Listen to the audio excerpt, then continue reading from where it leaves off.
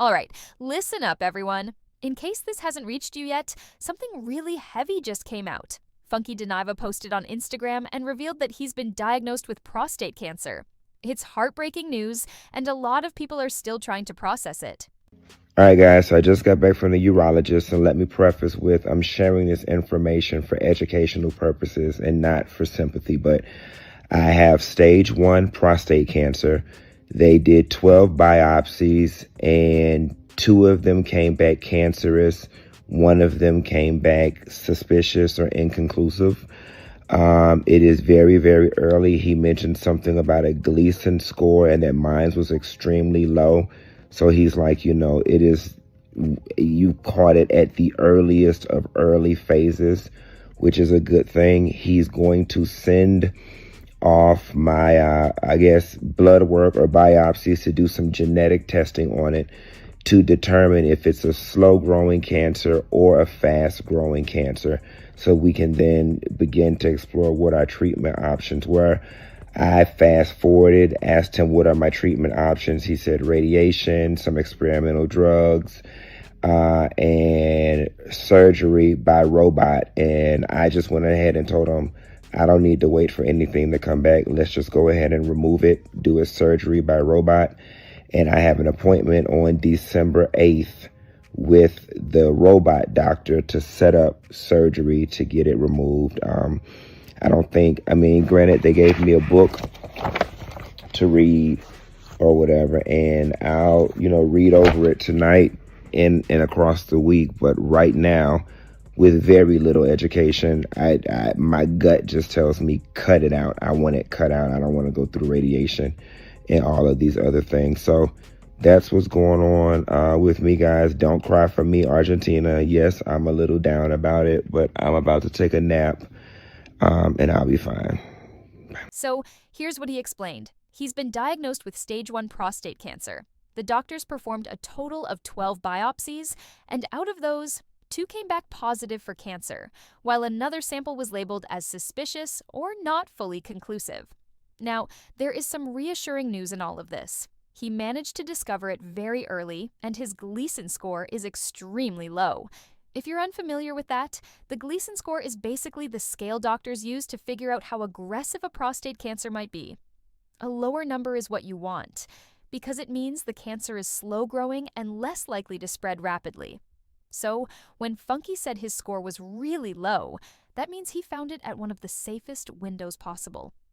And just for context, prostate cancer is actually one of the most common cancers men face. The tricky part is that many men don't show symptoms at the beginning, which is exactly why routine screening is so important, especially once men hit their 40s or mid-40s. It becomes even more crucial for Black men, who statistically face a significantly higher risk than other groups. That's why I'm truly relieved he caught it at such an early stage, because not everyone gets that chance with prostate cancer, or with any kind of cancer, honestly. So huge prayers and positive thoughts to Funky Deniva. I genuinely believe he's going to be all right. Moments like this just remind us how important it is to stay on top of our health, get checked regularly, and make sure we're not waiting too long to pay attention to signs we can't always see. But anyway, let me know how you feel about all this in the comments and what your thoughts are on the situation. But, all right, let's shift over to the next situation, because this one is blowing up everywhere. So, you guys, Masika is getting absolutely dragged across social media right now, and honestly, the whole thing is a complete mess. Let me break it all down so you're fully caught up. For anyone who isn't familiar with the backstory, Masika's estranged husband, Jamar Chan, tragically passed away in a car accident on October 28th in Houston, Texas. Their relationship was anything but simple. In fact, Masika and Jamar had known each other for nearly 10 years before they even entered a relationship. He spent an entire decade pursuing her before she finally decided to give things a try in 2020. And once they started dating, everything moved fast. 4 months into the relationship, he proposed. But then, just 3 weeks after the engagement, Masika called it off. Still, they eventually reconciled, and by 2021, the two of them were officially married. They went on to have a daughter together. She's 3 years old now, and her name is believed to be Amani. But despite having a family, the marriage didn't last. By 2023, they were living separately.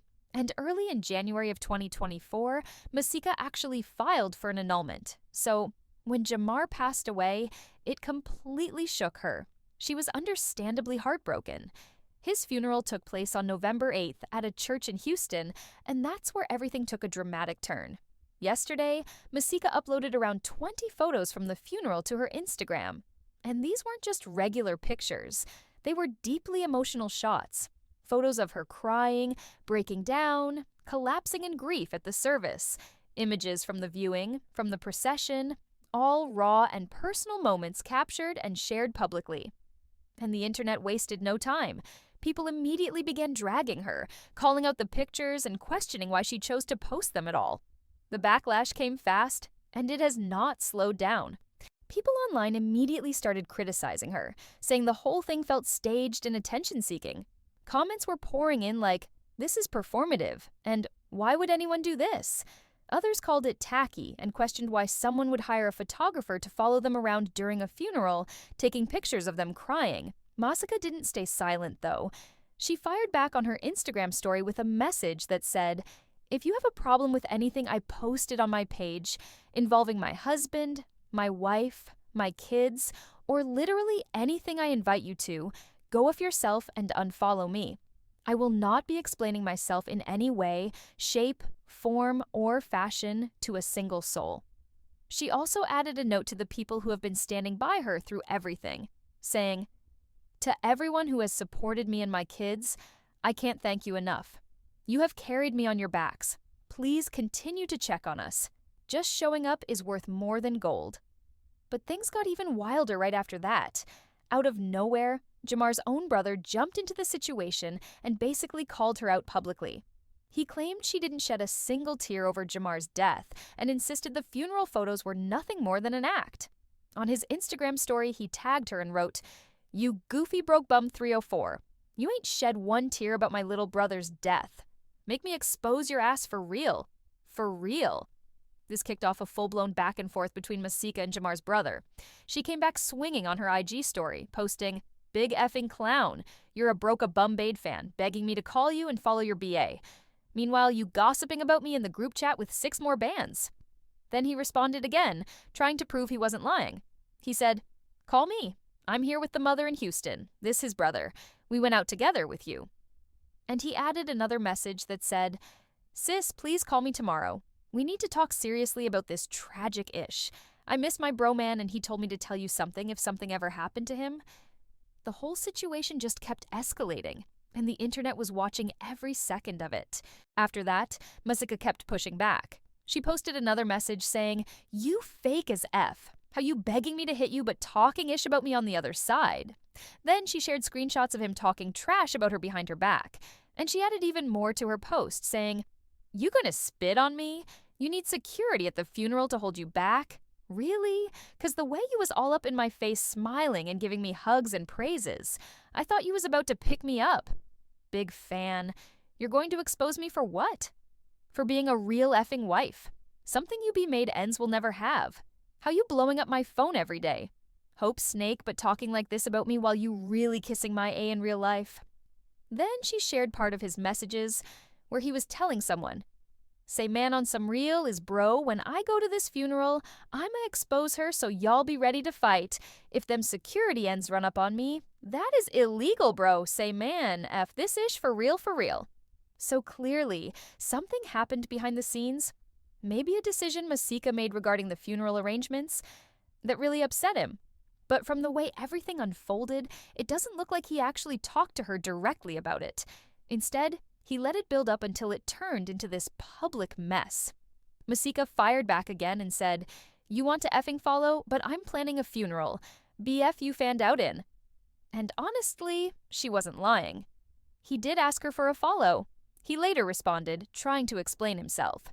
He said, "I asked you to follow me so me and my bros will be pallbearers. Please stop, mama. My last post about you, bum." Then he escalated things even more by posting a video of Masika speaking at her husband's funeral, adding, "Cat in the hat ass poem. Ain't drop a tear and you didn't pay the stylist for the hairdo, bum." The whole situation just kept spiraling, with both sides exposing private conversations and taking shots at each other while the internet watched the drama unfold in real time. My husband's life was not in vain, and I may need y'all to comfort me and my babies through this pain. Jamar, David Champ, I will carry your last name. It will never change until the day we meet again. But he didn't stop there. He kept going even harder. He went on to post a video of Jamar himself, a recording of him on the phone with a lawyer.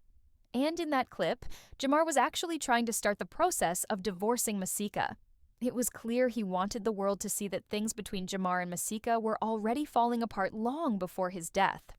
Posting that video was basically his way of saying, look, this is what was really happening behind closed doors. And of course, the internet exploded even more once that clip surfaced. But I think that'll be, you know what I mean, just so we ain't got no misunderstandings. Hold on one second. Hold up, guy. Hold on.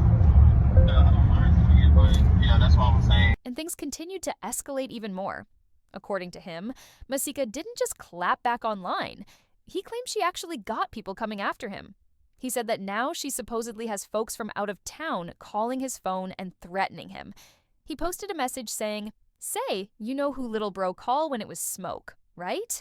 I dare one of you in to come to my city playing with me behind this 304. So now it's not just an online argument anymore, it's turning into a whole back and forth with outside people getting involved, and the tension just keeps growing. And as far as anyone can see, the drama hasn't died down at all. The two of them are still going at it, still firing shots, and the situation just keeps getting messier by the minute. Hoes don't really be loving y'all husband because Masika be so for real. Like, girl, be for real. You chose the funeral package that included a professional photographer to help capture you and your kids in a moment of fucking grief. I have so many questions about this photo shoot that occurred at this funeral. So did the photographer send you the photos and say, choose the ones you like the best? Because I can help you. This is the one. This is it, girl. And what exactly are you going to do with these photos? Are you going to hang them on your wall in your home to remind you every day of this moment of grief in your life? Y'all messing? But okay. Like, if I'm being honest, I have yet to see a woman actually grieve the loss of their significant other or their husband. Personally, I've never saw a woman actually grieve, or I felt like she was actually grieving the loss of her husband or her, because women don't be giving a fuck. Not for real.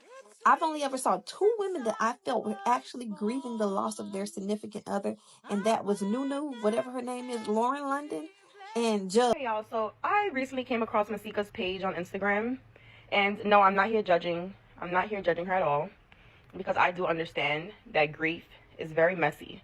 Grief is very personal, and grief is very hard. And just everybody handles grief differently.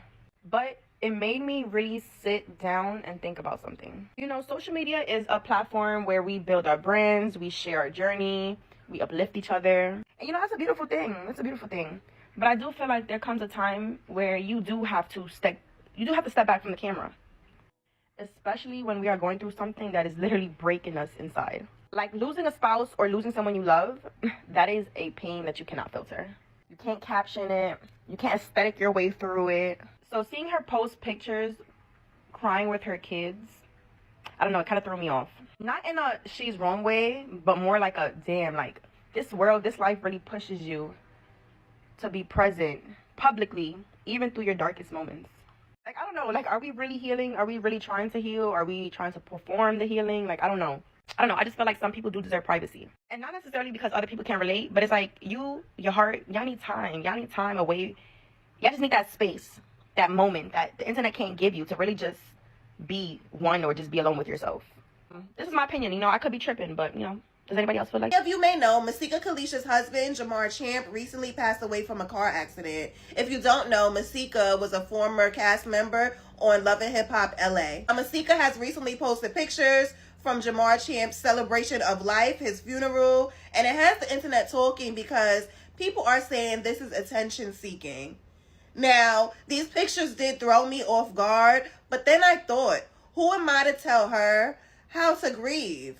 We all know that Masika is very, very dramatic. A lot of people feel like she set up a photo shoot to be at the funeral or hired a photographer to be at the funeral, which a lot of people do hire photographers, okay? but they're feeling like these shots are intentional. I don't know if they are. I don't know how to tell somebody how to grieve their husband. I don't know. I'm conflicted. Now, this is a bit much for me. Like, personally, I would not post these pictures online, right? For people to talk and chatter and this and that. But also, I've never lost a husband. I may want everybody to see me grieving. I may want people to feel my pain. Who knows? Honestly, I feel bad for the kids. I feel bad for her. Just when you finally feel like you got somebody to love you, no matter if y'all going through, ups and downs, tough situations, then to lose them, it's tough. So my heart goes out to her. But what do y'all feel about these pictures? But honestly, I really want to hear from you all about this entire situation, because it is a lot. Do you feel like Masika was posting all those photos for attention and clout off her husband's death? Or do you think this is simply the way she processes her grief, even if it looks strange to other people? And what about Jamar's brother stepping in and calling her out so publicly? Do you think he crossed a line, or was he just speaking his truth out of frustration and pain? I'm genuinely curious to know where you all stand on this, so drop your thoughts in the comments and let's talk about it. But that's everything I've got for you today. Thanks for hanging out with me, and I'll catch you in the next one.